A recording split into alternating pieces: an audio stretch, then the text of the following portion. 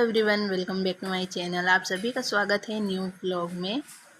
तो अभी सुबह का टाइम है और मेरा जो ऊपर का काम था वो सारा निपट गया है। तो अभी बना रही हूँ मैं पोहे और बच्चों को भी रेडी करना है स्कूल के लिए। और आज उनको लंच में पोहे ही दूँगी क्योंकि वो सब्ज़ी खाते नहीं हैं और सब्ज़ी कुछ थी नहीं। तो फिर सिंपल रोटी कैसे देती, मैंने कहा चलो आज पोहे बना के दे देती हूँ।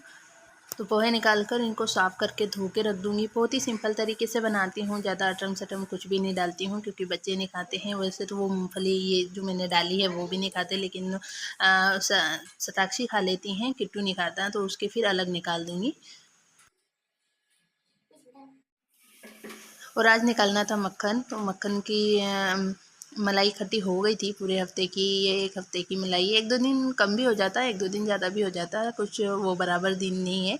पर हाँ, इसी तरीके से मैं निकालती हूँ। तो ये भी बनाना था तो ये रख दूँगी बनने के लिए, जब तक मैं दूसरा काम कर लूँगी। तो ये सुबह का काम मैं कर लेती हूँ। सुबह मतलब जब किचन में खाना वगैरह बनाती हूँ तभी मैं इसको हाथ के हाथ रख देती हूँ ताकि ये काम भी होता रहे, अलग से मेरे को इसके लिए टाइम नहीं निकालना पड़े। और बच्चों का टिफ़िन भी मैं पैक करने वाली हूँ। अभी मैंने पोहे निकाल दिए हैं, ठंडे हो जाएंगे उसके बाद ही मैं ढक्कन लगाकर उनको दूँगी। सुबह-सुबह इतने सारे काम होते हैं, बच्चे हैं, घरवाले हैं, खुद का भी ध्यान रखना पड़ता है। अगर खुद का ध्यान नहीं रखेंगे तो काम कैसे चलेगा। तो बहुत सारी ऐसी ज़िम्मेदारियाँ हैं जिन्हें हम लेकर चलते हैं, फिर भी लोग हमसे खुश नहीं होते। तो आज मैं एक बहुत ही ज़रूरी बात करना चाहती हूँ। अक्सर हम अपनी खुशियों को दूसरों की खुशियों से जोड़ देते हैं कि वो खुश रहेंगे तभी हम खुश रह पाएँगे। हम सोचती हैं कि अगर सब खुश हैं तभी हम भी खुश रह सकती हैं। पर सच तो ये है कि जब तक हम खुद को नहीं चुनती तब तक कोई भी हमारी खुशियों की फ़िक्र नहीं करता। जब तक हम खुद अपने लिए खड़े नहीं होंगे तब तक कोई हमारा साथ नहीं देगा। हम अक्सर दूसरों के लिए जीती हैं। माँ, पत्नी, बहन, दोस्त, सहेली, हर कोई हमारी मदद चाहता है, वो हमसे उम्मीद रखता है। लेकिन अगर हम किसी से उम्मीद रख लें तो ये बुरा हो जाता है कि इसने ऐसे क्यों कह दिया, क्यों बोला। इन सब चीज़ों में हम खुद को भूल जाती हैं। तो ये मत सोचिए कि प्यार और खुशियाँ पाने के लिए हम दूसरों की अनुमति चाहिए। खुश रहने का अधिकार सिर्फ़ हमारा है, हम ही तय कर सकते हैं कि हमें कैसे रहना है।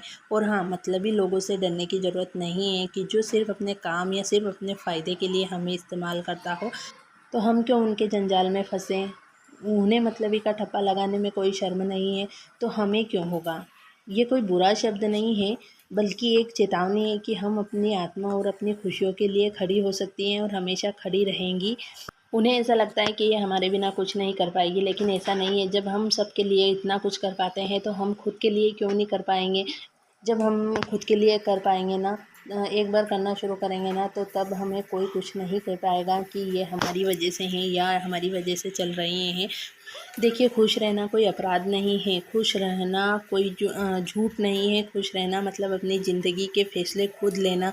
जब हम दूसरों की सुनते हैं तो हमें कुछ और नज़र ही नहीं आता, पर जब हम खुद की सुनेंगे तब हमें पता चलता है कि दुनिया कितनी खूबसूरत है।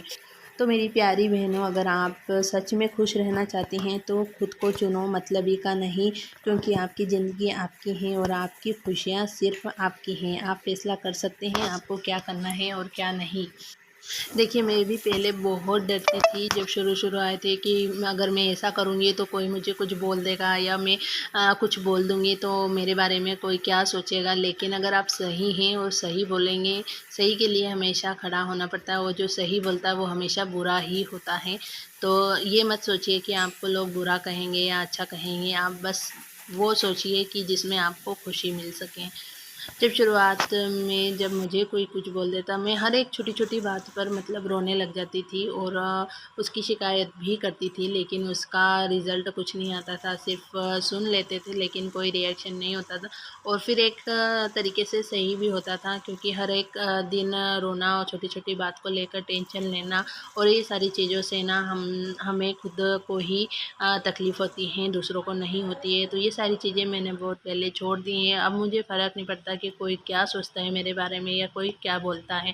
मुझे वही करना है जो मुझे अच्छा लगता है।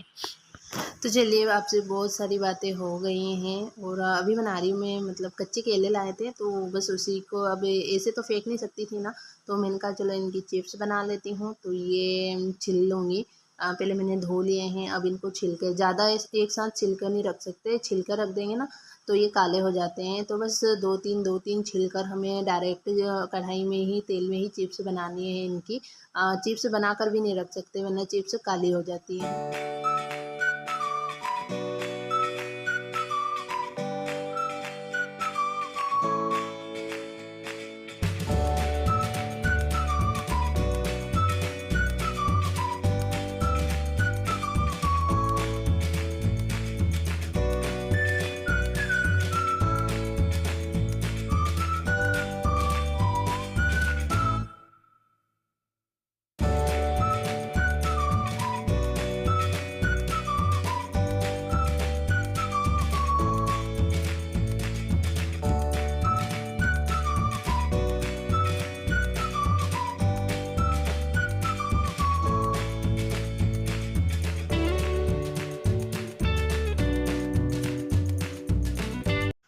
तो इसी तरीके से मैंने सारी जो केले की चिप्स थी वो बना ली हैं और बहुत अच्छे से बन गई थी। हाँ, तेल थोड़ा ज़्यादा गर्म होना चाहिए, ठंडे तेल में ना ये फिर नरम सी रह जाती हैं, वो कुरकुरी सी चिप्स नहीं बनती हैं।